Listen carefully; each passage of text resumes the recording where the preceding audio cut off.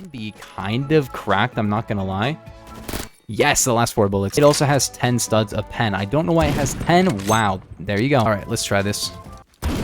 That hit marker, are you serious, dude? So hello gamers and welcome back to another video. Today I'm going to be showing you the strangest gun in every single category in Phantom Forces. Make sure to like and subscribe if you're new. Let's go for 1,000 likes on this video. For assault rifle, the strangest gun is going to have to go to the Type 58 or the Type 88, but most of the time it is the Type 58 that people are using. However, the Type 88 is super weird. I believe it's a AK-74 because I think it's a 5.45 with a 75 round magazine. I don't know if you can call this a drum. I don't know if you can call this a magazine.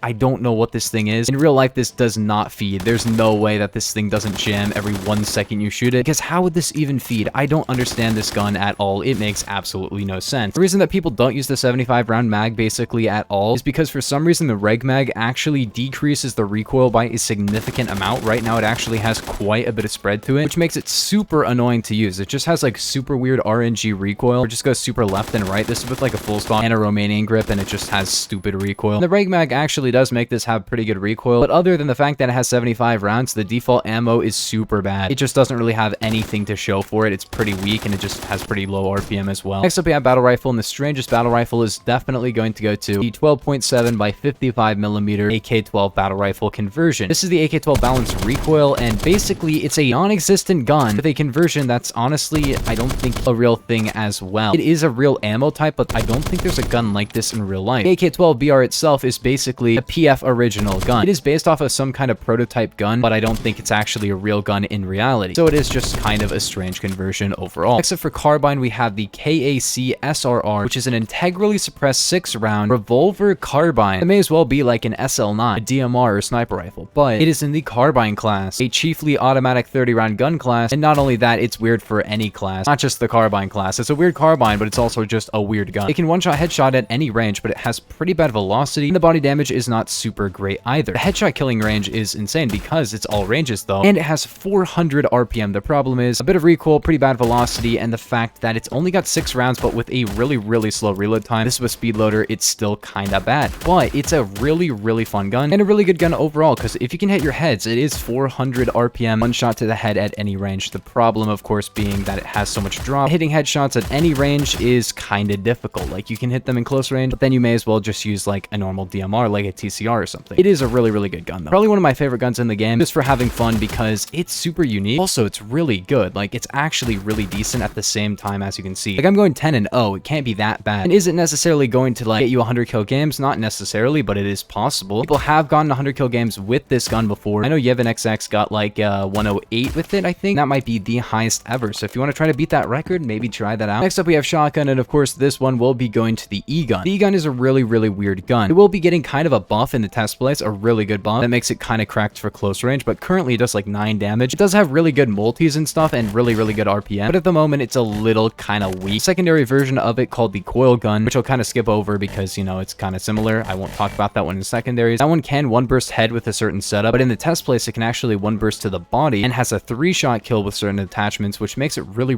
good. Maybe too good if you kind of think about it, but like, it is a very close range gun. It also has a ton of drop, but overall a really interesting shotgun. It is literally a real life railgun, which is pretty cool. It uses magnetic levitation. Basically, there's 2 magnets that hold the projectile in place and cause it to not lose any velocity. In fact, it speeds up as it leaves the barrel. Most barrels will technically slow down your velocity because they're basically turning the bullet as you shoot, which is kind of interesting. But next up, we have the RPK with its buckshot conversion. This only does about 25 damage, which sounds kind of bad until you realize not only is that still 4 pellets required to get a kill in close range, but also it has 10 pellets and 15 rounds and 350 RPM. So basically, if you want an extended magazine on the Saiga 12, that's basically what you get here. It has the same RPM, but it has more pellets. Maybe it has worse spread, but like, it is an absolute monster. Originally, this got a buff, and I was like, why are they buffing a shotgun conversion? It still had 10 pellets, even though it did like kind of bad damage, and also like, it is a freaking 15-round shotgun. You know, it can't be too bad. So not only is it kind of a weird conversion, it's also weird that they buffed it in the first place. I did not expect them to buff it. These conversions were always kind of weird, and they're on most of the AKs, and if you want to use this, they might be removing it in the future, so maybe use it while you still can. Next up, we have PDW, and that one is going to the Tommy gun. The Tommy gun has an other attachment known as M1919, which will give you 1,500 RPM, but not lower your damage or your range, just increase your recoil. And you get the same size magazine, so technically speaking, it is basically a direct upgrade. In fact, it has a 0.04 second time time to kill, which is like second fastest in the entire game for non-instant. And actually, if you're going off of non-burst weapons, it is the fastest firing and fastest time to kill automatic gun in the entire game, because yeah, it can kill in 0.04. That is 1/25th of a second. That is actually ridiculous. This gun is actually good. Like, the thing about it is that it has some recoil. By some, I mean it has quite a bit of recoil, but the damage and the damage per second kind of make up for that, and the reload time is still really quick. So if you can walk around and kill one enemy at a time with it per magazine, because like that's really all you're gonna get because of the RPM, then it can be kind of cracked, I'm not gonna lie. Yes, the last 4 bullets. I'd say this gun is actually kind of underrated. I don't see a ton of people actually using it. Nobody's like pre-buying it or really using it at all. And of course, as you can see there, those first 2 guys, which were basically the same person because they were right next to each other, I insta-killed. They had no time to fight back. But the second guy was kind of out of bullets by the time I could even get to him, which makes it not the greatest gun for taking on multiple targets or spray transferring. But if you're taking on a single target and you can hit your shots, it will literally instantly kill them. Basically a shotgun, but an automatic gun. So maybe most people would rather just use a shotgun. Definitely one of the most niche guns in the entire game. Like, most people can't really use it. It's really for one specific purpose, and that's insta-killing people in close range, but it's really not great outside of that. Basically a primary Tech 9 with a 3 and a 2-shot headshot and a, like, actually pretty good max damage range, which makes it significantly better than the Tech 9. And it also has kind of more accurate recoil because it goes up more, but I feel like it actually has more of a pattern to it. The Tech 9 just goes side to side quite a bit and just doesn't really have a lot of recoil to it. It's just more like spread. Next up we got DMR, which would go to the 500 Phantom ammo type, an extremely high drop 50 cal conversion on the Mark 11 that allows it to one-shot to the torso to 65 studs with nearly 300 RPM. It is actually one of the most broken conversions in the entire game, if not the best conversion ever added to the game. It can one-shot headshot at any range as well. The problems with it basically is that it has some recoil. It does have, you know, quite a bit of recoil. It has good recovery, so it doesn't really matter. The biggest thing here is basically just that it has a lot of drop. Everything else about the gun is not really that big of a problem. The damage is insane. It can basically 2-shot all ranges, 1-shot headshot all ranges, and 1-shot torso in close range. And not even close range. It's to 65 studs, which is better than the AWM. Do I think this conversion needs a nerf? Yeah, honestly, I don't know why they gave it a 65 stud torso killing range. 35 was good enough already, and the increased torso kill range basically turned this from a pretty good gun that actually has a really nice niche and is super good for what it does, because 275 RPM, 1-shot headshot all ranges, 2-shot body all ranges, really, really good, right? And it can 1-shot to the torso, but only in very close range. Now it has like a sniper torso killing range, and that makes it insane. It has like a better torso kill range than the Executioner, and the Executioner has a ridiculously far torso killing range. Of course, it's a secondary, so you could say this is actually worse, and it does have like half the velocity. Executioner cannot 2-shot at any range and 1-shot headshot at any range, so you can decide which one is better. I think it's definitely this. Next up, we have the FT300 with 22 and marksman kit, because you get this reload for 1 bullet that only does 35 damage. I used to talk about this in a lot of videos, but I stopped. Wow, that was a good jump shot, dude. Essentially what it does is it only has 1 bullet that can only 1-shot to the head, about 10 RPM. Next up we have pistols, and that one will be going to the Gyrojet Mark 1. The reason I didn't talk about the Gyrojet Carbine for Carbine is clearly I wanted to talk about the KSC SRR, and I also wanted to talk about the Gyrojet Mark 1 instead of the Gyrojet Carbine, because Gyrojet Mark 1 is actually the original Gyrojet Carbine. The Gyrojet Carbine is literally just the Gyrojet Mark 1 with a barrel extension and a stock. If you look at it in the menu, you can easily tell that the Gyrojet Carbine is significantly better. This has lower RPM, worse velocity, worse one-hit killing, worse damage, and is overall a significantly worse gun, but it is a secondary, so it's kind of which one is better. I'd definitely say it's the Gyrojet Carbine. I definitely prefer to just run the Gyrojet Carbine as my primary and then have a secondary that's just like a machine pistol or something, because I don't always want to use the Gyrojet, but when I do, I want to use the good version of the gun, because this version is kind of bad. Machine pistols is definitely going to be going the Strike 3 ammo type on the Micro Uzi, which is essentially triplex with awful damage drop, but